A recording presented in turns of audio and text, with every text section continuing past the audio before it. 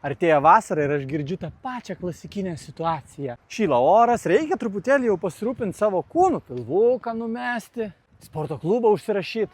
Tai taip, paplūdimo sezonas atsidaro. O žiūrėk, koks fainas laivas varo.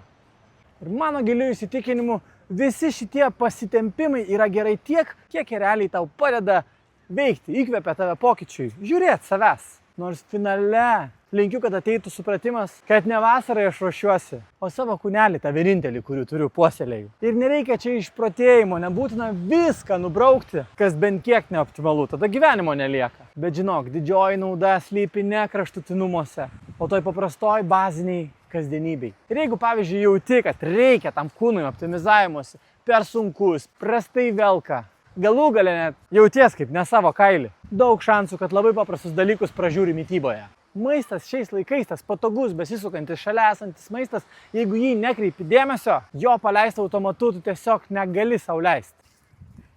Visi užkandukai, krosaniukai, desertukai, bulkutės, skanėstai, kolonėlių, greitieji pasivalgymai. Ta akimirka faina, bet ilgoji perspektyvoje kasa tau duobę. Kadangi tu vis dar žiūri iki šios akimirkos, rezonuoja apie tai, ką sakau. Visai tikėtina, kad jau apie mitybos įtaką kurį laiką domiesi, galbūt net bandėjai vienokią ar kitokią dietą, mitybos planą ir nesikrimsk, jeigu nepavyko. Informacijos šiais laikais ryškiai per daug. Kokios tiesos norėjasi, tokia ir gausi. Galiausiai visai pasimeti ir vėl eini prie patogumo. O aš kviečiu nesiblaškyti. Praeit su manimi Wildfit 90 dienų iššūkį, kurio metu pakeisi savo santykį su maistu, susigrąžinsi, įgalinsi tokį kūną, energiją, kurią tavo kūnelis mielai išduos tau. Tuo pačiu bus per savęs pažinimą labai puikiai proga pagauti tas įvairias maisto situacijas ir aiškiai susigaudyti, kuris maistas tau pakeliui, o kuris geriau lieka pašoniai.